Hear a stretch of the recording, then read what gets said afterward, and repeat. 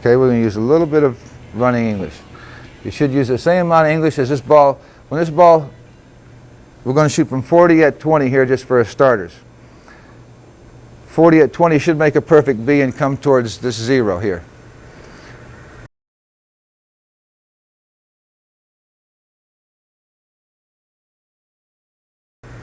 Now when this cue ball goes into that rail is going to grab this cue ball on the see-through left-hand side and put a brake there and make it take to the right naturally. It's going to spin a little bit to the right with its, like it wants to naturally, and we're just going to put the same amount of right-hand English on it that we would that the rail is grabbing it to make it continue in its natural direction.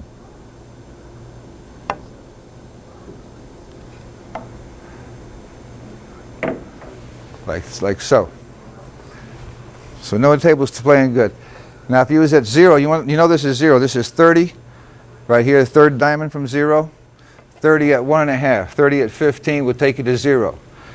20 at 10 will take you to 0. And I want you to remember that 0 is where these two pockets meet. So when you come off that rail and you're coming towards where these two pockets would meet, if they're extended in here, these two rails would meet, extended to here, you come off of that rail towards this, you're going to hit up here somewhere. You're not going to hit in the pocket. 20 at the second diamond at the first diamond is going to come into this and towards where these two pockets would meet, and it's going to come into here, and it's probably going to hit up in here somewhere.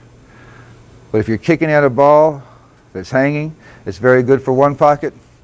If you're banking a ball, you want to bank it just a little bit wide of that.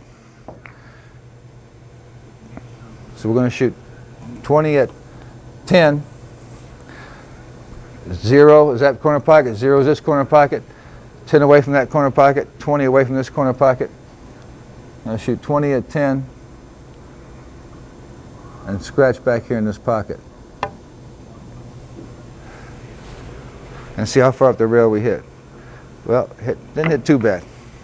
Not too bad. Not hard enough. If you shoot harder there, though, you can see how it's going to act. It's going to hit here, and it could possibly hang up. A bank's going to work the same as a kick.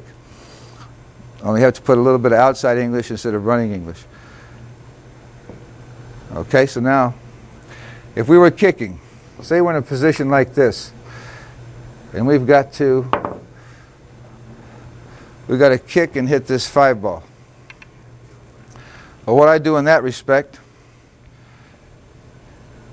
is I find 0 with a corner pocket with a cue ball, and I see that here I am. This is 40 here.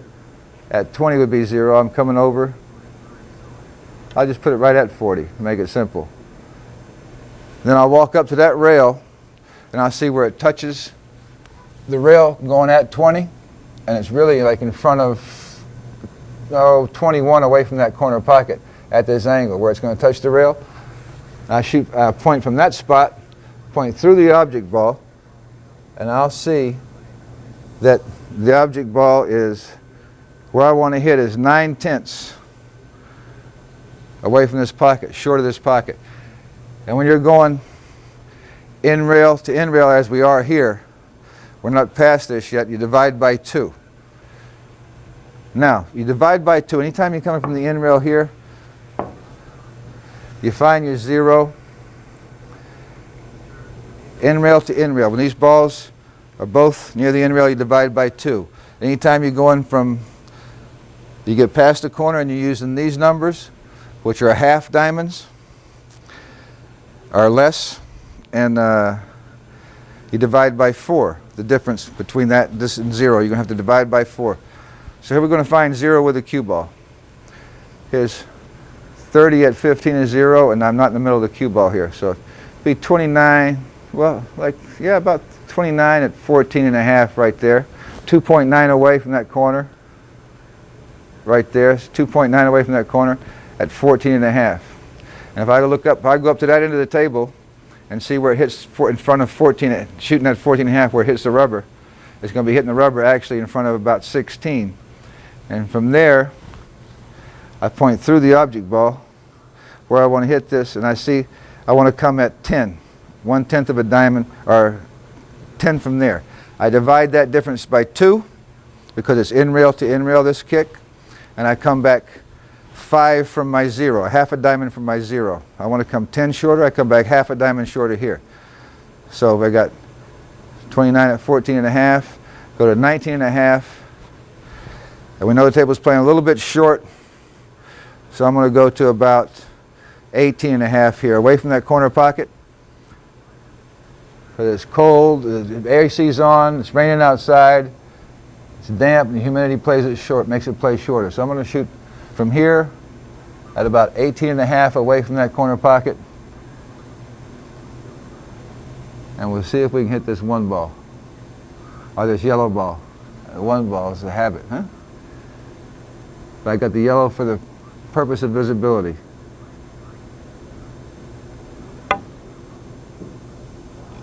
Try to hit it on the good side, towards the pocket. If you're playing 8 ball, that's a great shot. You try to block the pocket. If you're playing 9 ball, you can actually shoot that ball firm with right center English and make it leave the area. When I go through the middle of the cue ball here, I see I'm at 30 at 15. I know when I go up to that rail and see where the cue ball is touching the rail, when I shoot at 15, it's really in front of like 16. And 16 through this ball to make it would be like hitting the 11. 11 away from this corner pocket. So 11 divided by 2 is 5 and a half. 30 at 15 minus 5 and a half is 20 and a half. The table's playing a little short. I'm going to aim at 19 and a half with right center English. It's playing a little short because of the humidity and the cold. The AC and it's raining outside. So I'm going to hit it with right center English, nice and firm. Whoa! Once in a while you make it. You either make it playing 9 ball or you make it leave the area. You have all the best of it there. Now let me show you the rest of that.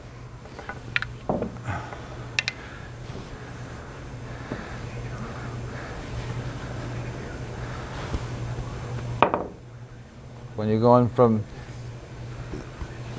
the long rail, I'm going to might as well put it in front of 10 again just to make it simple. Coming at 10 off that end rail should do it. And I told you that this was 60 up here. Well, let's go ahead and put that there just like it's 60 at 30. 60 at 30.